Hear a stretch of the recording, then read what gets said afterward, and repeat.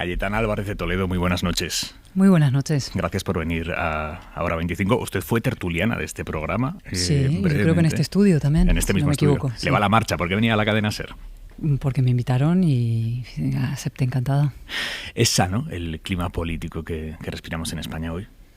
Bueno, esto es un clásico. Siempre estamos en el proceso de introspección y un poco de autoflagelación, ¿no? Que los españoles somos distintos y peores que los demás.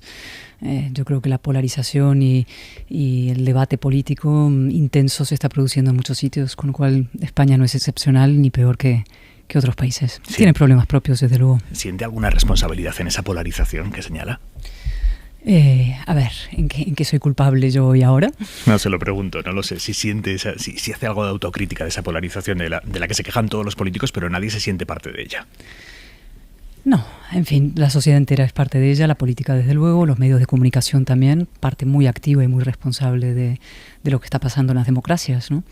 Y por ir al fondo del asunto, ¿no? ¿Qué está pasando en las democracias y por qué están en riesgo nuestros sistemas democráticos? Y yo creo que por dos asuntos. Primero, por el culto a las emociones por encima de las razones y los argumentos, el culto a los sentimientos, y el otro es la idolatría de la identidad.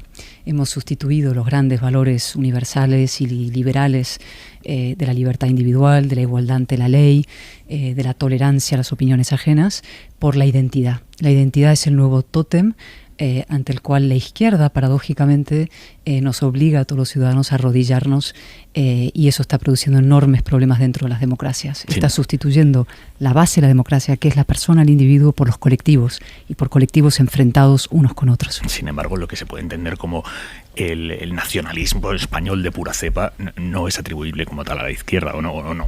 Hombre, aquí en España hubo un nacionalismo español de pura cepa durante unas décadas, que fue el franquismo, y ahora lo que hemos tenido durante el mismo número de décadas, 40, es un nacionalismo centrífugo, tremendamente reaccionario, visceral, que en el caso del nacionalismo del País Vasco, en el caso del terrorismo de ETA, el País Vasco costó muchísimas vidas, y en el caso de Cataluña desembocó en un golpe a la legalidad constitucional y democrática.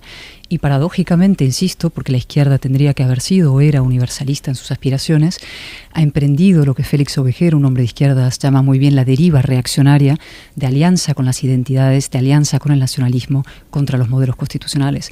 Y eso efectivamente está produciendo una profunda ruptura, fractura dentro de Cataluña, y esa es mi gran preocupación como diputada por Barcelona y como constitucionalista en general, y también en el conjunto de España. Tenemos una alianza de las fuerzas de izquierdas a nivel nacional con nada menos que Bildu, Esquerra y partidos que son profundamente, visceralmente reaccionarios y nacionalistas. Ahora mismo, ¿qué pactos o qué consensos cree que son alcanzables estando las cosas como están? ¿A qué mínimo se puede llegar de acuerdo entre los dos grandes partidos, pero trascendiendo también a los dos grandes partidos? Bueno, es que yo era partidaria de un gobierno de concentración constitucionalista, nada menos. Es decir, yo era partidaria de un gobierno de coalición de las fuerzas constitucionalistas reformistas españolas.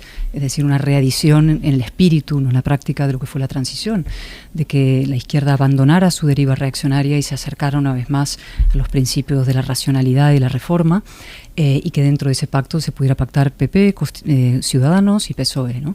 Y eso fue imposible, ¿por qué? Porque el señor Sánchez decidió pactar con una fuerza que se dice abiertamente comunista en estos momentos de la historia y con fuerzas, como decíamos antes, visceralmente reaccionarias. Es decir, optó por la reacción y por la involución frente a un gran acuerdo constitucionalista. Y yo eso lo lamento. Y por otra parte, no descarto que en un tiempo futuro la izquierda o la socialdemocracia vuelva a su cauce y los progresistas ilustrados que están levantando la bandera de la razón, no solamente en España, en otros sitios, y alertando contra la deriva iliberal, vuelvan a ser mayoría dentro de la izquierda y puedan pactar con los liberales y los conservadores grandes acuerdos políticos. Este país desde luego lo necesita y no es el único. ¿De dónde sale Cayetana Álvarez de Toledo? ¿Cómo se forma? Me refiero ideológicamente, intelectualmente, porque tengo entendido que su madre era de izquierdas, por lo menos en la juventud.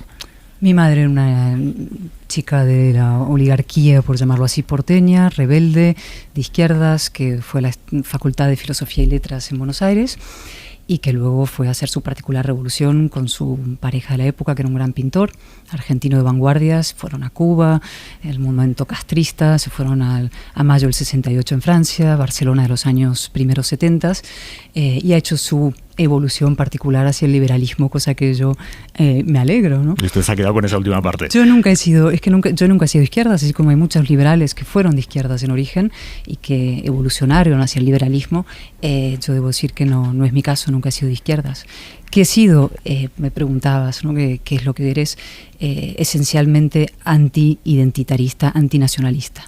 Es decir, yo soy profunda y radicalmente contraria al nacionalismo y a las identidades que creo que jibarizan, digamos, reducen a la persona a una categoría única cuando somos complejos, cuando somos distintos y únicos, y creo que además aboca a las sociedades, insisto, a la fractura interior y al conflicto. Pero si le pregunto a usted qué es, me diría, por encima de todo, anti-identitarista. Liberal. Yo soy una liberal combativa. Vale, eso le quería preguntar porque... Una liberal combativa, una liberal incluso beligerante, y creo además que el liberalismo es el antídoto a todo esto que estamos viendo ahora. Estamos viendo un movimiento pendular entre la turba, digamos, la fragmentación de las sociedades democráticas y las tiranías. O sea, existe el riesgo que del caos iliberal, de las fracturas interiores, gente empiece a pensar que la solución a ese caos iliberal sea un orden iliberal, ¿no? Un modelo chino, por reducirlo y explicarlo de manera sintética. Y yo creo que frente a ese movimiento pendular identitario y de cierto caos a un orden autoritario, el antídoto verdadero es el liberalismo, la vuelta a los principios liberales y a poner al individuo en el centro de la sociedad. Vamos a lo moral. Hay quien dice que somos una sociedad o que vivimos una época de retroceso en lo moral. ¿Usted lo cree así? Defíneme la palabra moral. Estamos hablando de moral religiosa, estamos hablando de la moral y la ética. Si estamos hablando de la ética, hay una cierta, digamos, relajación, una cierta desorientación moral. Es decir, la defensa de la libertad es una, el compromiso, por ejemplo, lo que hemos vivido en Afganistán. El gobierno americano, el gobierno de Estados Unidos tomó una decisión de repliegue, que es un repliegue ético, un repliegue desde luego físico, territorial e intelectual. Es decir, pues los afganos que se arreglen como puedan, vamos, lo que está por delante de todo es el interés de los americanos en su suelo americano. Y a mí eso me parece un retroceso profundo. Yo creo en la intervención como un valor moral, creo que no hay fronteras éticas y que lo que me pase a mí y lo que le pase a un venezolano me afecta a mí y lo que le pase a una mujer afgana me afecta también a mí y me interpela y me obliga a mí a defender activamente los valores democráticos en otros sitios, no solamente en mi terruño, en el interior de mis fronteras, con lo cual sí hay un repliegue ético y un repliegue moral. Le quiero preguntar por el estado de la derecha en España, concretamente del Partido Popular en España en este 2021. Parecía que en el 2020 pandémico, la derecha estaba algo noqueada. Llega 2021, llega el golpe de efecto que se origina en Murcia, de ahí al gran resultado en Madrid. ¿Cree que el gobierno puede estar subestimando la reorganización de la derecha en este momento? Bueno, seguro. O sea, yo creo que hay, a partir de las elecciones de Madrid, que convierten la desmoralización del centro-derecha en la movilización y la esperanza del centro-derecha, se produce un punto de inflexión en las elecciones de Madrid y que dan una oportunidad, y no solamente al centro-derecha, diría a un espacio de racionalidad muy amplia. Es decir, yo digo, José María Aznar hizo la operación de reagrupación de todo lo que estaba a la derecha y a la izquierda, y lo que hay que hacer hoy es una operación incluso más difícil que esa, que es la reagrupación de todo el espacio de la razón. Gente, como te decía, progresistas ilustrados, gente liberales, conservadores, gente que está en muchos espacios políticos, pero que quieren una alternativa. Y lo que pasa en Madrid es el punto que da oportunidad, ha dado Isabel Díaz Ayuso a la alternativa una oportunidad. Y por eso tampoco entiendo muy bien estas peleas que se están produciendo estos días, ¿no? Me parecen sorprendentes. Sobre las peleas internas, entiendo que habla usted, las peleas del PP de Madrid, con Génova planteando de nuevo la opción de que Almeida entre por ahí, cuando parecía claro que Ayuso iba a ser la presidenta. Me parece incomprensible. Primero porque, desde luego, en el PP tenemos una deuda con Ayuso. Es decir, como decía antes, convirtió ha dado a la alternativa una oportunidad que no teníamos. Convirtió la desmoralización en esperanza, ¿no? Segundo, ¿por qué va a ser ella la excepción? Es decir, ¿por qué no va a tener derecho ella a presidir el Partido Popular de Madrid cuando otros líderes territoriales sí lo hacen en sus territorios, ¿no? Con lo cual yo creo que esto forma parte de las pequeñísimas e ínfimas batallas de poder interno y las pulsiones más pequeñas de los políticos y los celos y las rivalidades. Y creo que hay que estar muy por encima de eso, ¿no?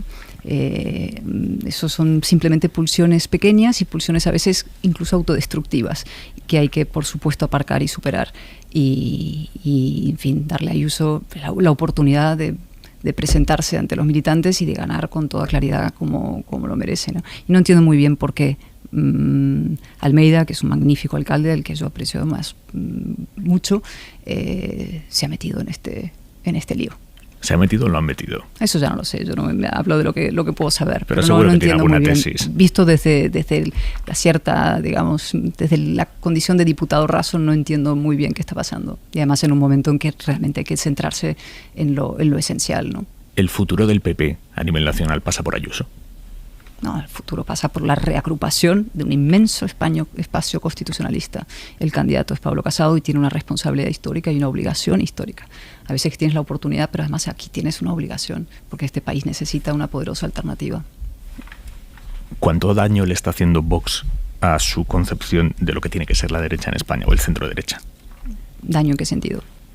¿Usted se sentiría cómoda en ese espacio de la razón de la que me hablaba, por ejemplo, con Ortega Smith y sus discursos no, yo no y sus hago rifles? política ad hominem, es decir, yo no digo con este o con el otro, jamás. No me gusta nada la política ad hominem y por eso critiqué además la decisión en Ceuta de nombrar persona non grata a Abascal, es decir, ni en Vic, ni en Ceuta, ni en ningún sitio se nombran personas non gratas en democracia, no se excluye a las personas de un territorio. Me refería a lo que representa. ¿Usted se sentiría cómodo en ese yo discurso no de la soy razón Vox, con discursos xenófobos, de señalización Hombre, de minorías? el espacio de la razón no es compatible con la xenofobia, por eso Esquerra Republicana de Cataluña y por eso el Partido Socialista se han ido del espacio de la razón, el propio PSOE, porque está pactando con partidos que son xenófobos. Pero usted sí pactaría con quien pone un cartel en el metro de los Menas y tu Yo abuela. soy muy crítica con ese cartel y he dicho que no se pueden, en fin, nunca convertir personas en categorías y en lastres. Y además he dicho muchas otras cosas, es decir, yo tengo muchas diferencias con Vox que he subrayado sin ningún problema a lo largo del tiempo como periodista primero y luego como política, ¿no?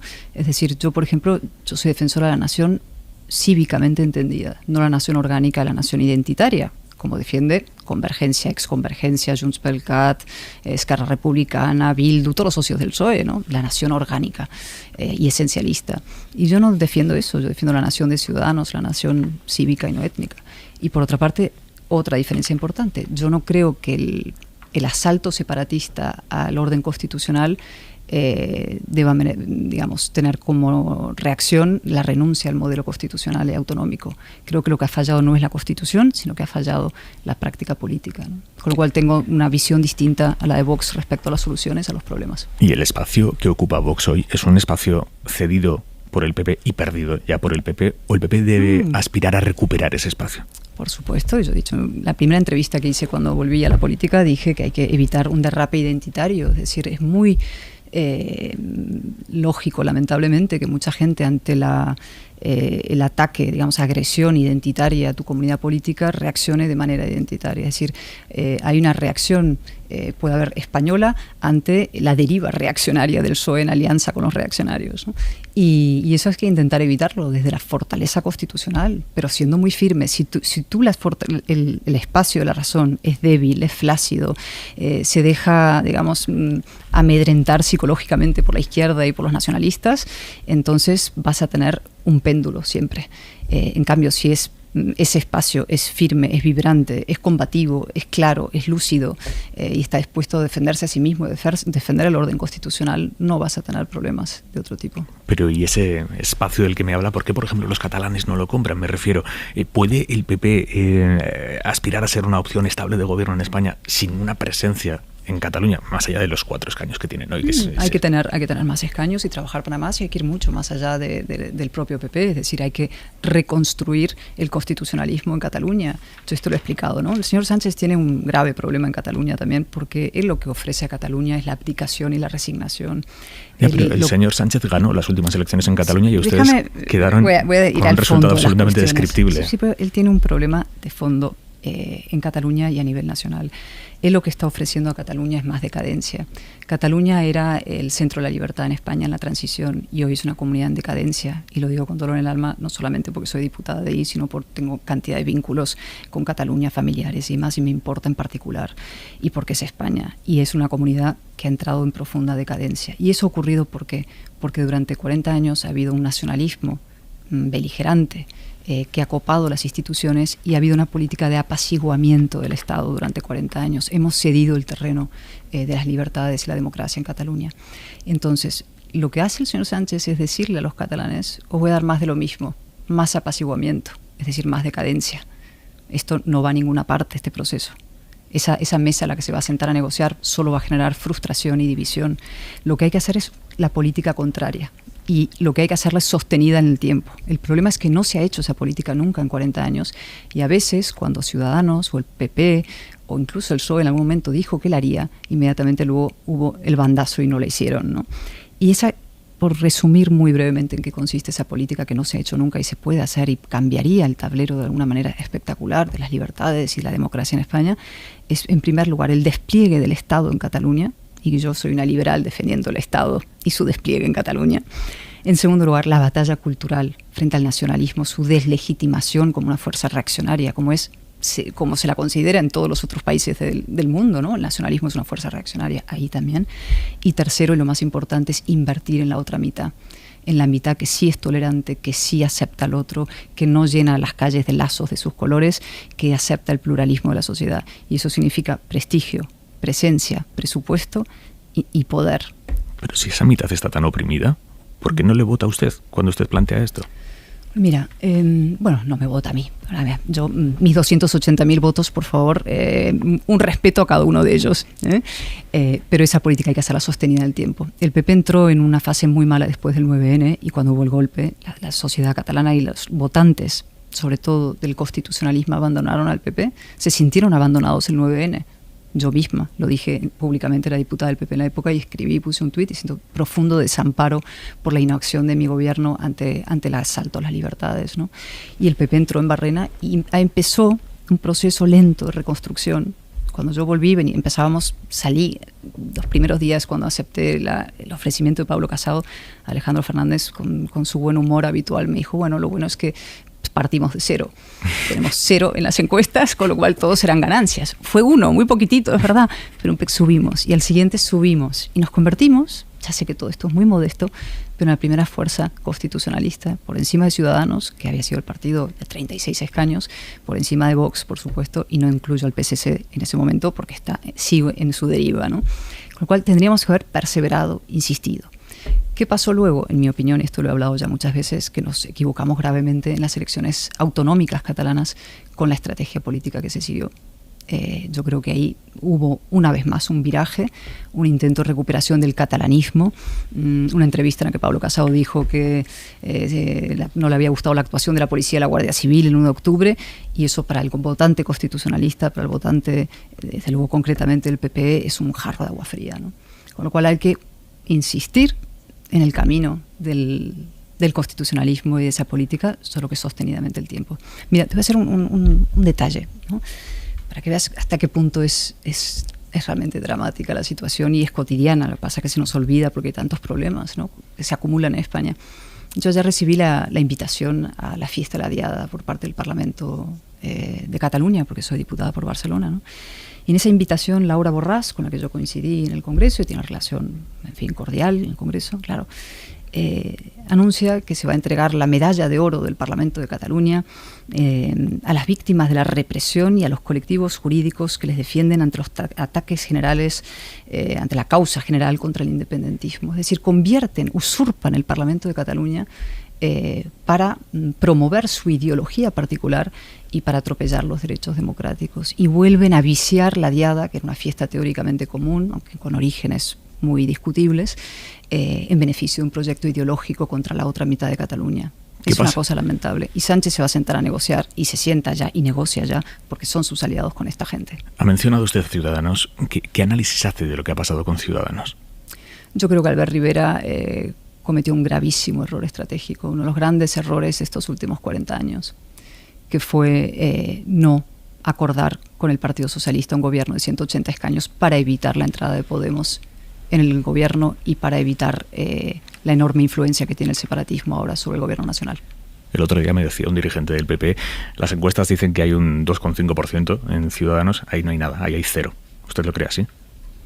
No sé, esto categóricamente yo no soy ni demóscopa ni tengo la bola de cristal, con lo cual habrá que esperar a las urnas para ver cómo están las cosas, ¿no? ¿Arrimadas terminará en el PP? No lo sé. ¿A usted le gustaría? A ella. Yo sí puedo decir que yo era muy, esto lo he dicho muchas veces también, admiraba mucho el proyecto fundacional, el original de Ciudadanos cuando nació. Es decir, fue un proyecto de una gran envergadura moral y una gran valentía intelectual. Fue plantarse cara en Cataluña y decir, frente a esto que me preguntabas, y tú hace un momento, ¿no? No existe otra opción de hacer las cosas, ¿no? La única que hay es la del socialismo, el diálogo y el apaciguamiento. Pues no, hay una gente que dijo, frente a ese lugar común, no, hay espacio, sí hay espacio para una opción firmemente antinacionalista y constitucionalista. Y esa fuerza política consiguió 36 escaños, la mayoría, la primera fuerza política en el Parlamento de Cataluña. Y eso es impresionante y demuestra que hay espacio y hay gente. Lo que falta es convicción y liderazgo. ¿Es usted más libre hoy que cuando era portavoz del grupo parlamentario del PP? Bueno, siempre es más difícil ser portavoz parlamentario, lógicamente.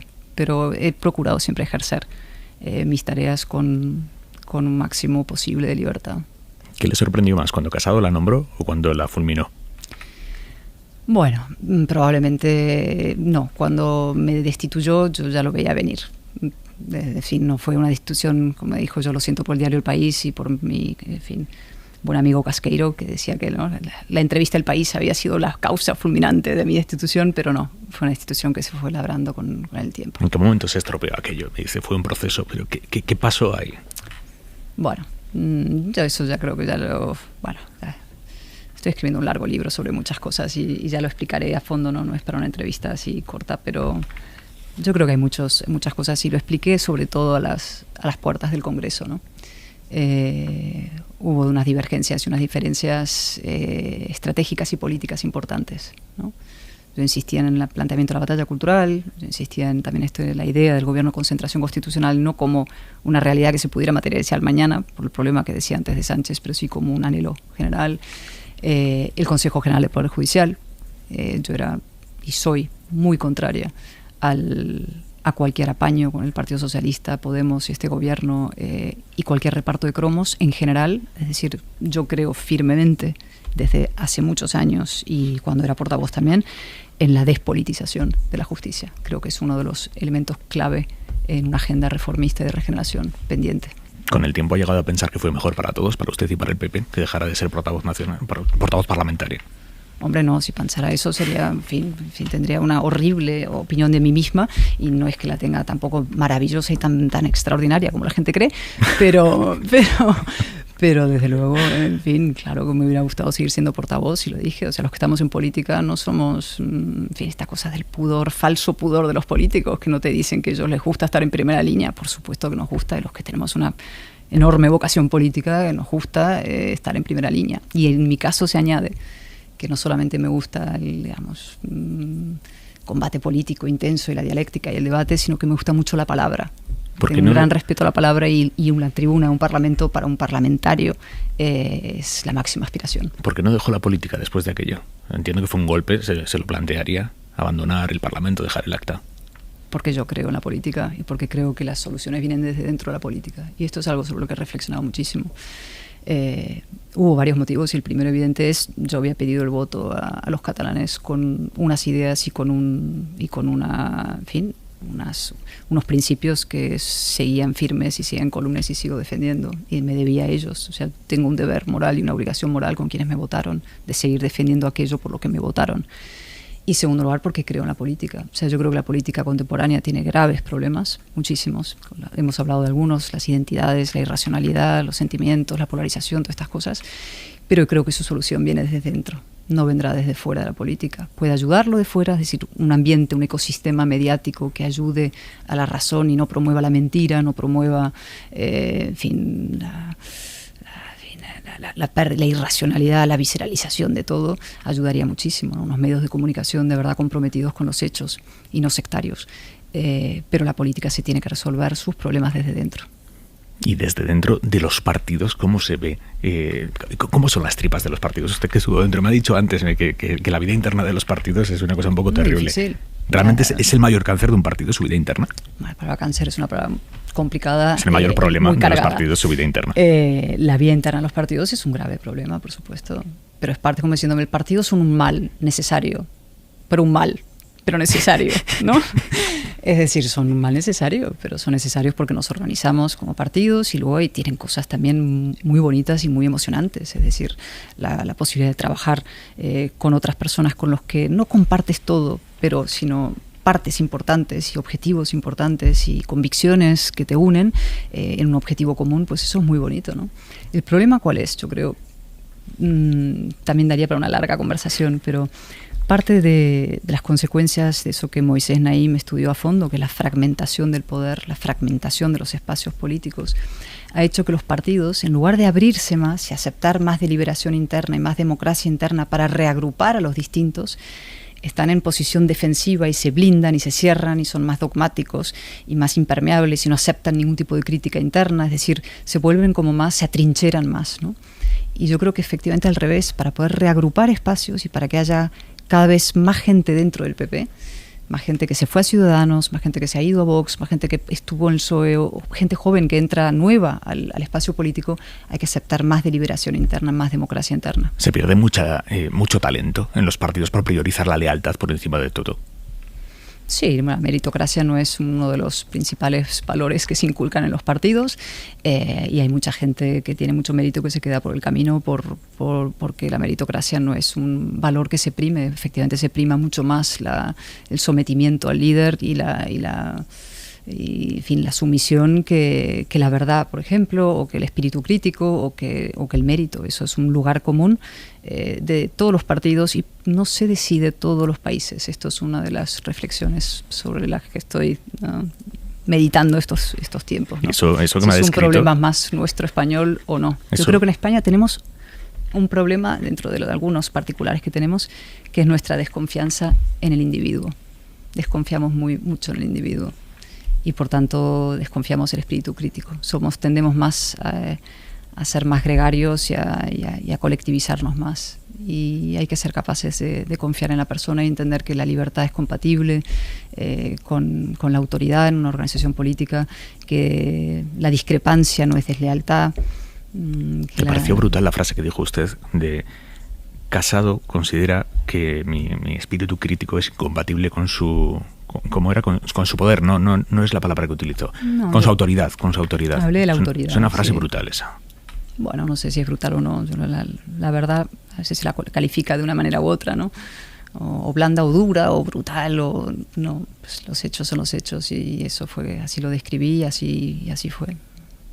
Me ha hablado antes de su libro, el libro Políticamente Indeseable, que está a punto de publicar, lo va a sacar antes de que termine el año. Nos contaba el otro día Mariela Rubio, que sabe usted es la periodista del Partido Popular, la periodista de la cadena SER que cubre la información del Partido Popular. Nos la contaba, voz más bonita de la radio española. Desde luego. Nos contaba que en Génova están muy nerviosos con ese libro. Bueno, esto ya, en fin, no voy a hacer ningún comentario. No he venido a hablar de mi libro por antiparodiar a Umbral. Hora 25 cumple 50 años este año. Usted ha sido parte de la historia de este programa. Contamos con usted para la celebración de ese aniversario 50 años. Muy bien, pues felicidades. 50 años ya es una cifra. Pues eso es importante. Pues muchas felicidades. Cayetana Álvarez de Toledo, muchísimas gracias por estar esta noche con nosotros. Muchas gracias a ustedes por la invitación.